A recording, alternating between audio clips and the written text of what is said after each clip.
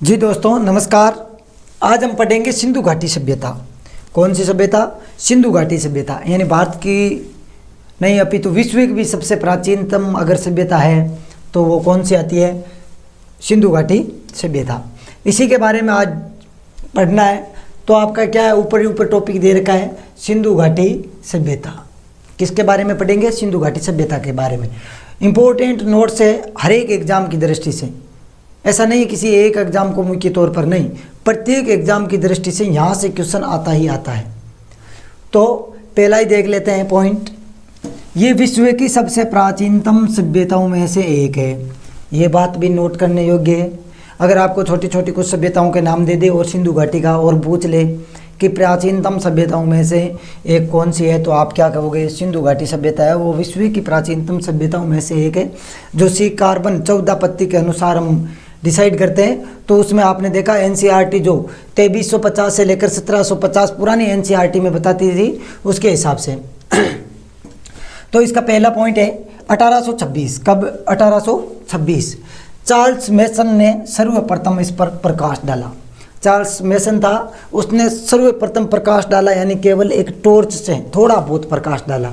उसके बारे में ज़्यादा गहन अध्ययन नहीं किया, छोड़ दिया कि हाँ ये इस ज़्यादा इसमें कुछ नहीं है, ऐसा करके उसने छोड़ दिया। फिर बात आती है 1853 की। कब आती है? 1853 की। Alexander Cunningham. कौन? अलेक्जेंडर कनिंघम ने किसका सर्वे किया? ये भैया अलेक्जेंडर कनिंघम है, थोड़ा बुद्धि वाला व्यक्ति था। ये क्या है? ये हड़प्पा का सर्वे करता है, हड़प्पा की ओर जाता है और देखता है भैया वहाँ पर ऐसी क्या चीज़ें हैं। तो उसके बारे में थोड़ा बहुत गया, एक बार गया कोई बात नहीं। एक बार जाने के बाद एक बीच में घटना होती है, जो आप बर्तन बंधुओं की घटना आपने सुनी है कि कराची से लाहौर तक जब रेलवे लाइन बिछाई जा रही थी, उस समय क्या है, वो बर्तन बंधु वहाँ से ईंटें हैं वो रेलवे लाइन में उपयोग में लेते हैं। तो फिर ये चार्ल्स मेसन एक बार फिर से जाएगा। क्या करेगा? फिर से जाएगा। इसका मतलब है कि चार्ल्स मेसन आपके लिए, चार्ल्स मेसन नहीं, ये अलेक्जेंडर कनिंघम आपके लिए वेरी वेरी इंपॉर्टेंट है, इसको ध्यान में रखना। पहली बार कब गया है? 1853 में। कब गया? 1853 में। उसके बाद 1856 की घटना है, ये ध्यान में रखना। 1856 की घटना क्या है? चार्ल्स जॉन बर्टन और विलियम बर्टन, दो बर्टन बंधु है, लाहौर से कराची के मध्य। कहाँ से कहाँ तक? लाहौर से कराची के मध्य ये क्या करते हैं? रेलवे लाइनें, यानी रेलवे लाइन बिछाने का कार्य कर रहे हैं। इन दोनों बंधुओं के पास लाहौर से लेकर के कराची के मध्य रेलवे लाइन बिछाने का इनको टेंडर मिला हुआ है।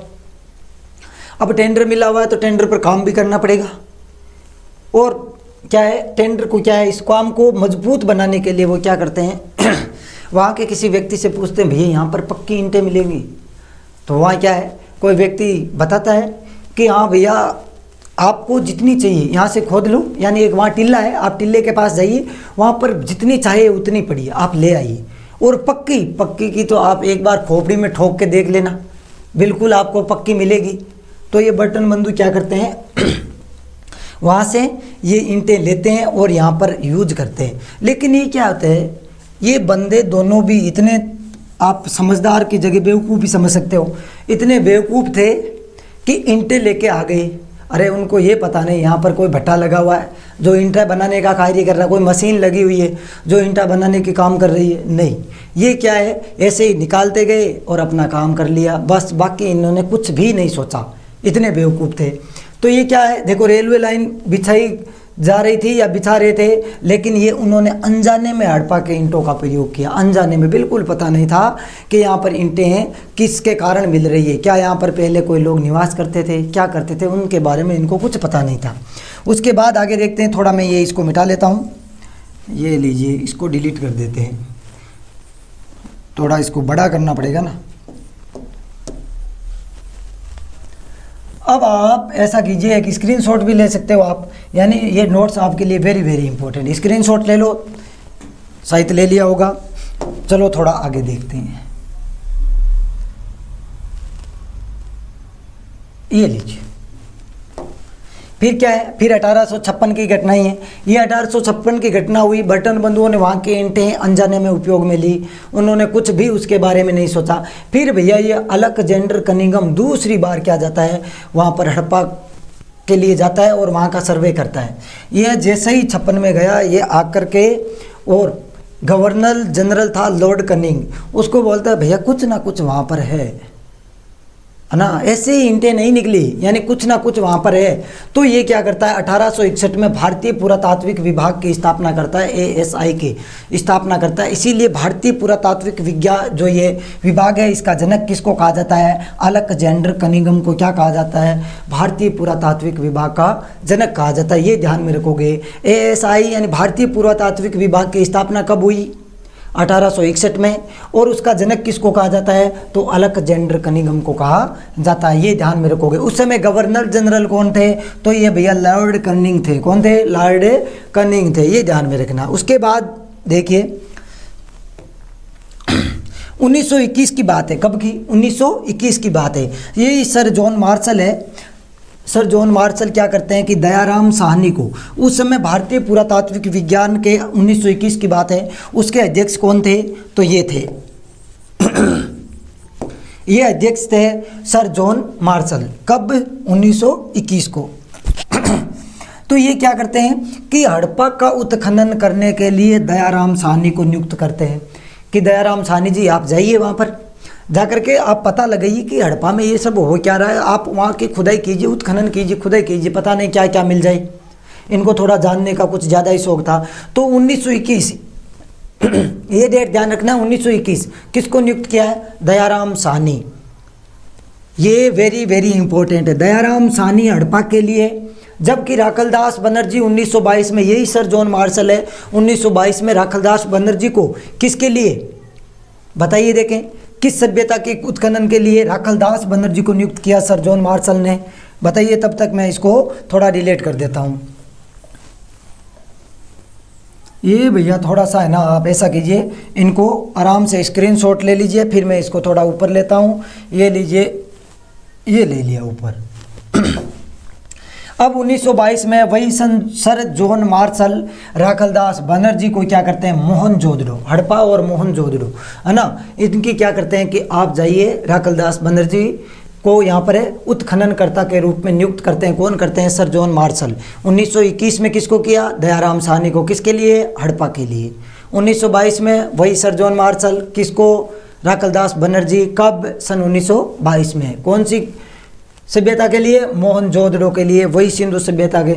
और ये 1924 सर जॉन मार्शल ने सिंधु घाटी सभ्यता, हड़प्पा सभ्यता की घोषणा की कि यहाँ पर सिंधु घाटी सभ्यता के अंतर्गत हड़प्पा सभ्यता कह दो, चाहे आप सिंधु घाटी सभ्यता कह दो। सिंधु घाटी क्यों कहा गया ये इसलिए कहा गया कि ये सिंधु नदी के किनारे थी। कौन सी नदी के किनारे थी, सिंधु नदी किनारे होने के कारण इसको क्या कहा गया है, सिंधु घाटी सभ्यता। उसके बाद इतिहासकार पिगगेट, पिगगेट की जगह आपको कहीं मिलेगा पिगनेट।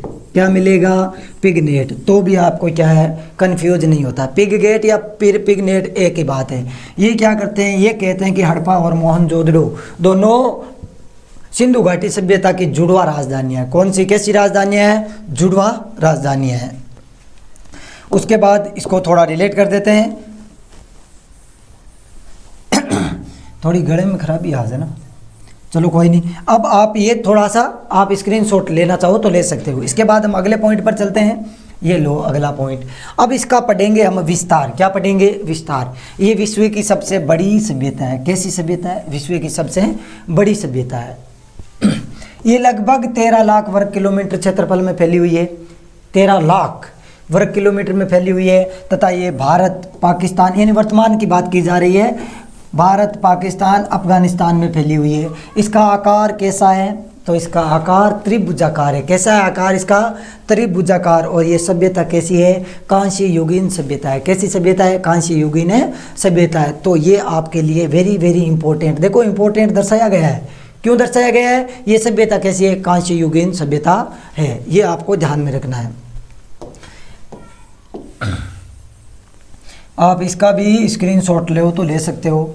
उसके बाद थोड़ा आगे अब ये देखते हैं कहाँ से कहाँ तक है इंडिया में, भारत में। तो ये आप देखना है कि ये इंडिया में कहाँ से कहाँ तक है, ये ध्यान में रखना है। तो ऊपर मांडा, मांडा कहाँ पर है, जम्मू कश्मीर। मांडा कहाँ पर है, जम्मू कश्मीर, यानी उत्तर में,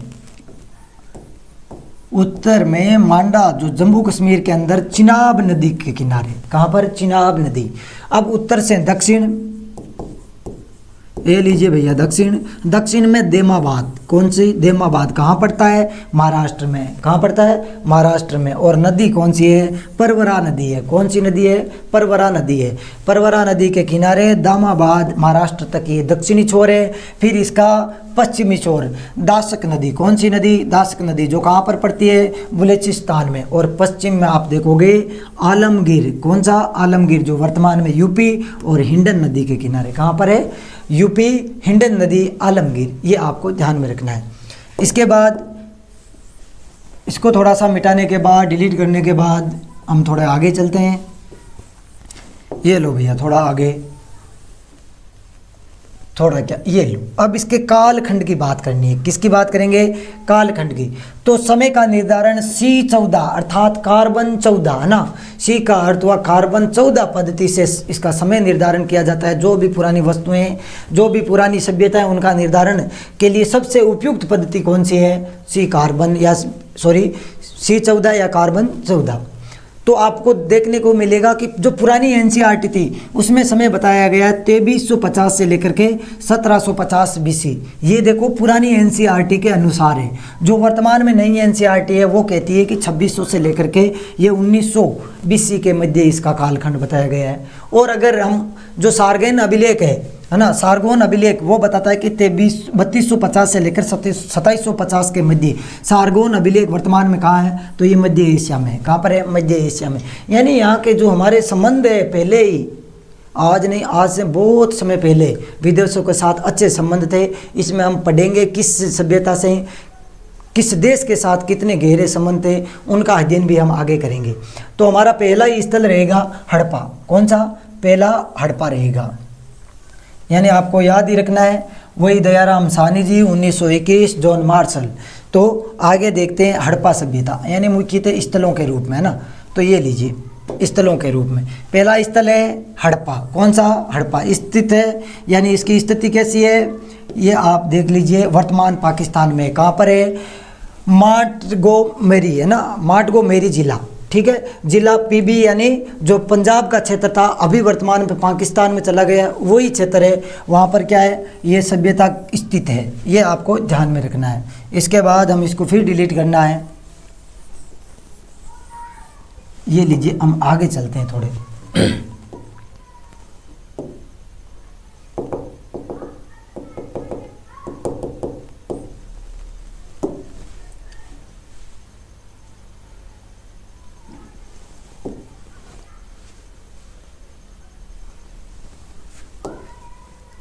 ये हमने पढ़ लिया था, तो थोड़ी सी मिस्टेक हो चुकी है, कोई बात नहीं।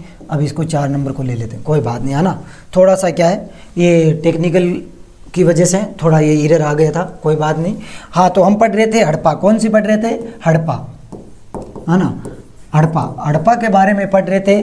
तो क्या है, वर्तमान में साहिवाल जिले में स्थित है। वर्तमान साहिवाल जिला कहाँ पर है? पाकिस्तान में। कहाँ पर है? पाकिस्तान का जो पंजाब प्रांत है वहाँ का क्षेत्र। रावी नदी के तट पर। कौन सी नदी के तट पर? रावी नदी। उत्खननकर्ता कौन से है? कौन है? दयाराम साहनी। आपने पहले पढ़ा था कि जो दयाराम साहनी है, इनको जॉन मार्शल ने, किसने? जॉन मार्शल ने सन 1921 में, कब? 1921 में नियुक्त किया था कि आप जाइए और हड़प्पा का उत्खनन कीजिए। तो उत्खननकर्ता कौन थे? तो आपको बताना है दयाराम साहनी। उत्खनन कब हुआ? तो शुरुआत होती है सन 1921 में। उस समय हमारे यहाँ के अध्यक्ष कौन थे? किसके? ASI अर्थात भारतीय पुरातात्विक विभाग के अध्यक्ष कौन थे? तो सर जॉन मार्शल थे। ये भी अब वहाँ पर मिला क्या क्या है ना। ये जो दयाराम साहनी है, इन्होंने खोदाई की, वहाँ की उत्खनन के दौरान उनको मिला क्या क्या वो देखना है। पहला एक तो R37।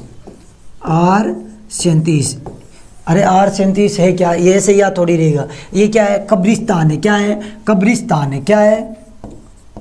कब्रिस्तान है। R37 क्या है? कब्रिस्तान है। कहाँ मिला? हड़प्पा में।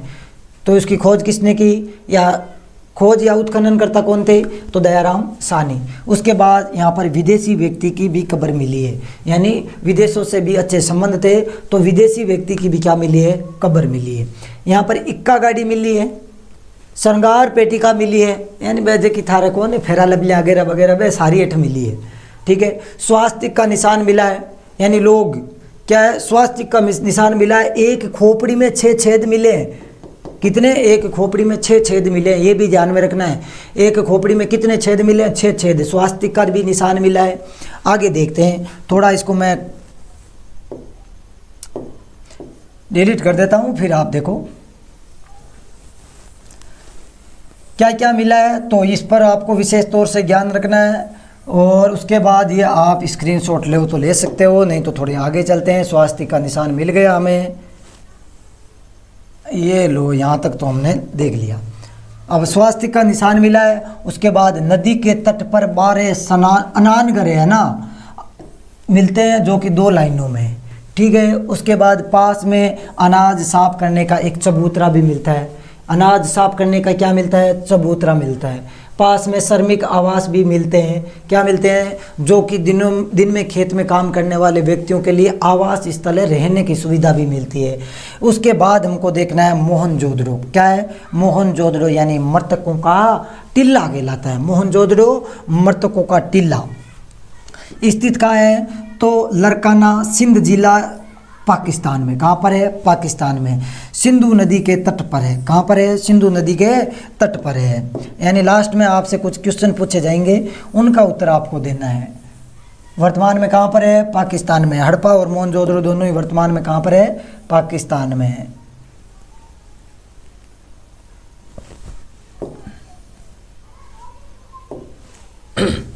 उत्खननकर्ता कौन थे? तो राखलदास बनर्जी। उत्खननकर्ता कौन थे? राखलदास बनर्जी। कब? सर जॉन मार्शल ने। किसने? सर जॉन मार्शल ने। मार्शल ने इनको नियुक्त किया। कब किया? 1922 में। कब नियुक्त किया? 1922 में। मोहनजोदड़ो का शाब्दिक अर्थ क्या है? मृतकों का टीला। मोहनजोदड़ो का शाब्दिक अर्थ क्या है? मृतकों का टीला। ये किस भाषा में है? सिंधी भाषा में। और विशाल स्नानघर मिले, ये मेंस में पूछा गया है, यूपीएससी मेंस।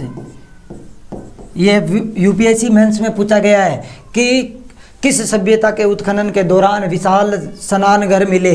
तो किस सभ्यता में? तो आपको पता है सिंधु घाटी सभ्यता, और उसके अंतर्गत कौन है? मोहनजोदड़ो। आकार कैसा था इनका? 39x23। देख लो अगर सही नहीं दिखाई, 39x23x8, ये इनका क्या था? आकार था।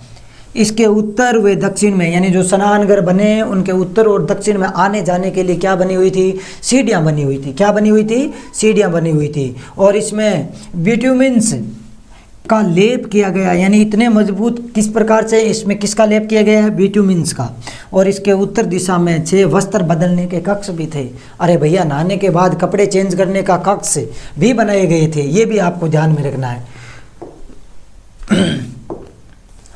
तो मैं इनको यहाँ से हटा देता हूँ, और आप स्क्रीनशॉट ले सकते हो और फिर आराम से इनको याद कर सकते हो। ये लीजिए, स्क्रीनशॉट ले लीजिए आराम से। फिर चलते हैं आगे। उसी के दौरान क्या मिले? 3 तरफ बरामदे मिले। तीनों तरफ बरामदे मिले। बरामदे के पीछे कई कक्ष बने हुए हैं। जैसे बरामदा है यानी आम सभा का बैठक स्थल, उसके पीछे कई अनेक प्रकार के कक्ष मिले जहाँ पर आराम से रहा जा सकता है। जलापूर्ति हेतु कुएं भी बनाए हुए थे, यानी उन स्नानघरों में उस जो आपका स्विमिंग पूल है ना, उसके अंदर जल की कमी न हो, उनके अंदर जल की पूर्ति हो सके हमेशा, उनके लिए क्या बनाए हुए थे? कुएं बनाए हुए थे। सीढ़ियों के साक्ष्य भी मिलते हैं। सीढ़ियों के क्या मिले? यहाँ पर है साक्ष्य मिले। प्रथम तल पर संभवतया पुरोहित रहते होंगे, ऐसा कुछ अनुमान लगाया गया है कि प्रथम तल पर कौन रहते होंगे? पुरोहित। और संभवतया यहाँ धार्मिक अनुष्ठानों का भी आयोजन किया जाता रहा होगा। सर जॉन मार्शल ने इस तत्कालिक समय की आश्चर्यजनक इमारत कहा है, यानी उस समय सर जॉन मार्शल ने क्या कहा है कि इस समय की आश्चर्यजनक इमारत है। ये क्या कहा है? आश्चर्यजनक है इमारत। किसने? सर जॉन मार्शल ने। उसके बाद ये आप आराम से नोट कीजिए, आराम से लिखिए, आपके लिए एकदम सुंदर से नोट्स है। तो इसी कड़ी में हम आगे चलते हैं। और यहाँ सर जॉन मार्शल ने तो कह दिया कि आश्चर्यजनक इमारत है, मैंने तो आज तक ऐसी इमारत नहीं देखी। आगे क्या, विशाल अनान घर, यानी अन्नान घर मतलब क्या हुआ कि जो अन्न रखने के कोठियाँ होती है ना वो बनी हुई है। ये दोनों में कॉमन है, हड़प्पा में भी और मोहनजोदड़ो में भी। फिर महाविद्यालय के साक्ष्य भी प्राप्त हुए, कहाँ से? मोहनजोदड़ो से। सूती कपड़े के साक्ष्य मिले, कहाँ से मिले? मोहनजोदड़ो से। सूती कपड़े के साक्ष्य कहाँ से मिले? मोहनजोदड़ो से।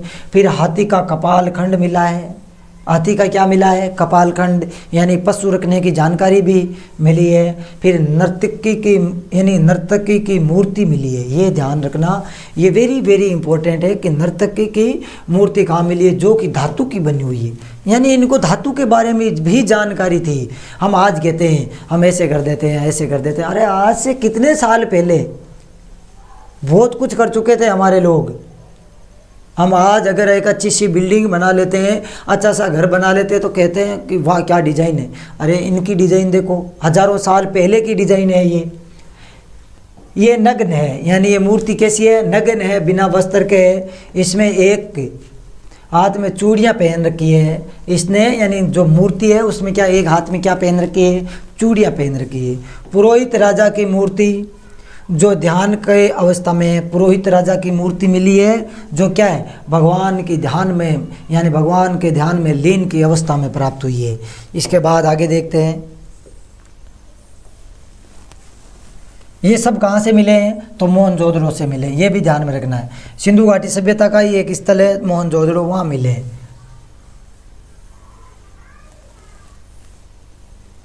ठीक है, इसके बाद देखना है, इसमें 16 ओड रखी है, जिस पर क्या है? कसीदाकारी का कार्य किया गया है। जिस पर क्या किया गया है? कसीदाकारी का कार्य, यानी एक 16 ओड रखी है। किसने? जो पुरोहित राजा है उसने, उनकी मूर्ति बनी हुई है। और एक 16 ओड रखी है जिसमें कसीदाकारी की, यानी अलग अलग डिजाइनें निकाली गई है। और यहाँ से क्या है? मेसोपोटामिया की मोहर मिलती है, यानी मेसोपोटामिया या पोटामिया को भी यहाँ से कुछ वस्तुएं निर्यात होती थी या फिर वहाँ से कुछ वस्तुएं आयात होती थी। यानी कुल मिलाकर कहने का मतलब यूरोप के साथ हमारे अच्छे संबंध थे, यानी वहाँ से आयात और निर्यात किए जाते थे। इसके बाद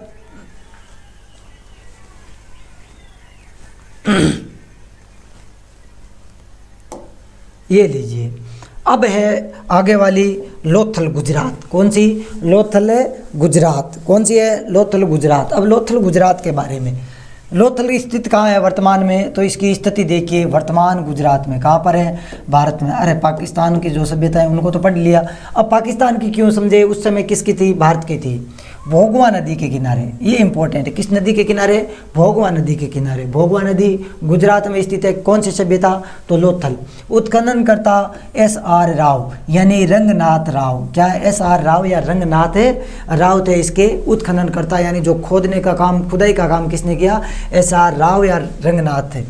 ये एक व्यापारिक नगर था।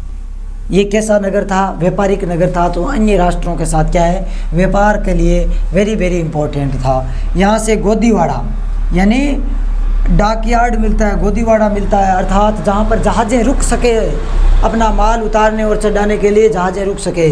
और ये सिंधु घाटी सभ्यता की सबसे बड़ी कृति है, यानी गोदीवाड़ा है वो सिंधु घाटी सभ्यता की सबसे बड़ी कृति है।